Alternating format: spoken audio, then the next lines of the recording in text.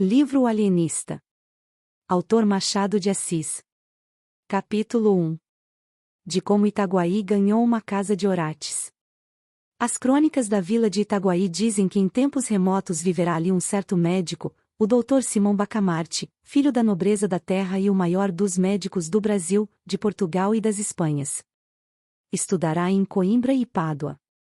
Aos 34 anos regressou ao Brasil, não podendo el-rei alcançar dele que ficasse em Coimbra, regendo a universidade, ou em Lisboa, expedindo os negócios da monarquia.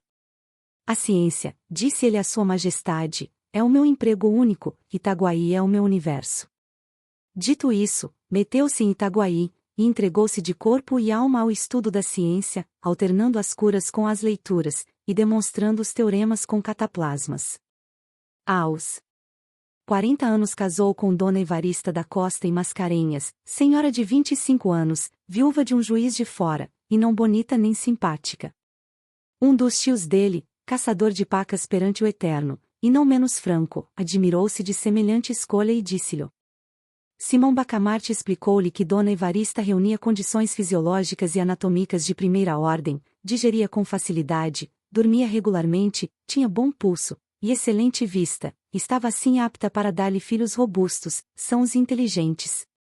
Se além dessas prendas únicas dignas da preocupação de um sábio, Dona Evarista era mal composta de feições, longe de lastimá-lo, agradecia-o a Deus, porquanto não corria o risco de preterir os interesses da ciência na contemplação exclusiva, miúda e vulgar da consorte. Dona Evarista mentiu às esperanças do Dr. Bacamarte, não lhe deu filhos robustos nem mofinos. A índole natural da ciência é a longanimidade, o nosso médico esperou 3 anos, depois 4, depois 5. Ao cabo desse tempo fez um estudo profundo da matéria, releu todos os escritores árabes e outros, que trouxera para Itaguaí, enviou consultas às universidades italianas e alemãs, e acabou por aconselhar à mulher um regime alimentício especial. A ilustre dama, nutrida exclusivamente com a bela carne de porco de Itaguaí, não atendeu às admoestações do esposo, e à sua resistência explicável, mas inqualificável, devemos a total extinção da dinastia dos Bacamartes. Mas a ciência tem o inefável dom de curar todas as mágoas, o nosso médico mergulhou inteiramente no estudo e na prática da medicina. Foi então que um dos recantos desta lhe chamou especialmente a atenção o recanto psíquico, o exame de patologia cerebral. Não havia na colônia, e ainda no reino, uma só autoridade em semelhante matéria, mal explorada, ou quase inexplorada. Simão Bacamarte compreendeu que a ciência lusitana, e particularmente a brasileira, podia cobrir-se de louros imarcessíveis, expressão usada por ele mesmo, mas em um arrobo de intimidade doméstica, exteriormente era modesto, segundo convém aos sabedores. A saúde da alma, bradou ele, é a ocupação mais digna do médico. Do verdadeiro médico, emendou Crispim Soares, boticário da vila, e um dos seus amigos e comensais. A vereança de Itaguaí, entre outros pecados de que é arguida pelos cronistas, tinha o de não fazer caso dos dementes. Assim é que cada louco furioso era trancado em uma alcova, na própria casa, e, não curado, mas descurado, até que a morte o vinha defraudar do benefício da vida, os mansos andavam à solta pela rua. Simão Bacamarte entendeu desde logo reformar tão ruim costume, pediu licença à Câmara para agasalhar e tratar no edifício que ia construir todos os loucos de Itaguaí, e das demais vilas e cidades, mediante um estipêndio, que a Câmara lhe daria quando a família do enfermo não pudesse fazer. A proposta excitou a curiosidade de toda a vila, e encontrou grande resistência, tão certo é que dificilmente se desarraigam hábitos absurdos, ou ainda maus. A ideia de meter os loucos na mesma casa, vivendo em comum, pareceu em si mesma sintoma de demência e não faltou quem o insinuasse à própria mulher do médico. Olhe, Dona Evarista, disse-lhe o padre Lopes, vigário do lugar, veja se seu marido dá um passeio ao Rio de Janeiro. Isso de estudar sempre, sempre, não é bom, vira o juízo. Dona Evarista ficou aterrada. Foi ter com o marido, disse-lhe que estava com desejos, principalmente, o de vir ao Rio de Janeiro e comer tudo o que a ele lhe parecesse adequado a certo fim. Mas aquele grande homem, com a rara sagacidade que o distinguia, penetrou a intenção da esposa e redarguiu-lhe sorrindo que não tivesse medo.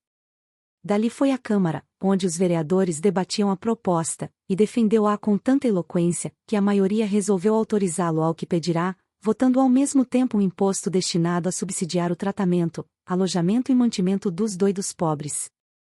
A matéria do imposto não foi fácil achá-la, tudo estava tributado em Itaguaí.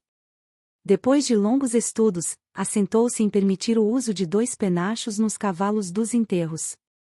Quem quisesse emplumar os cavalos de um coche mortuário pagaria 2 tostões à Câmara, repetindo-se tantas vezes esta quantia quantas fossem as horas decorridas entre a do falecimento e a da última bênção na sepultura. O escrivão perdeu-se nos cálculos aritméticos do rendimento possível da nova taxa, e um dos vereadores, que não acreditava na empresa do médico, pediu que se relevasse o escrivão de um trabalho inútil. Os cálculos não são precisos, disse ele, porque o Dr. Bacamarte não arranja nada. Quem é que viu agora meter todos os doidos dentro da mesma casa? Enganava-se o digno magistrado, o médico arranjou tudo. Uma vez empossado da licença começou logo a construir a casa. Era na Rua Nova, a mais bela rua de Itaguaí naquele tempo, tinha 50 janelas por lado, um pátio no centro, e numerosos cubículos para os hóspedes. Como fosse grande arabista, achou no Corão que Maomé declara veneráveis os doidos, pela consideração de que Alá lhes tira o juízo para que não pequem. A ideia pareceu-lhe bonita e profunda, e ele a fez gravar no frontispício da casa, mas, como tinha medo ao vigário, e por tabela ao bispo, atribuiu o pensamento a Benedito VIII, merecendo com essa fraude aliás pia, que o padre Lopes lhe contasse, ao almoço, a vida daquele pontífice eminente. A Casa Verde foi o nome dado ao asilo, por alusão à cor das janelas, que pela primeira vez apareciam verdes em Itaguaí. Inaugurou-se com imensa pompa, de todas as vilas e povoações próximas, e até remotas, e da própria cidade do Rio de Janeiro, correu gente para assistir às cerimônias, que duraram 7 dias. Muitos dementes já estavam recolhidos, e os parentes tiveram ocasião de ver o carinho paternal e a caridade cristã com que eles iam ser tratados. Dona Evarista, contentíssima com a glória do marido, vestiu-se luxuosamente, cobriu-se de joias, flores e sedas.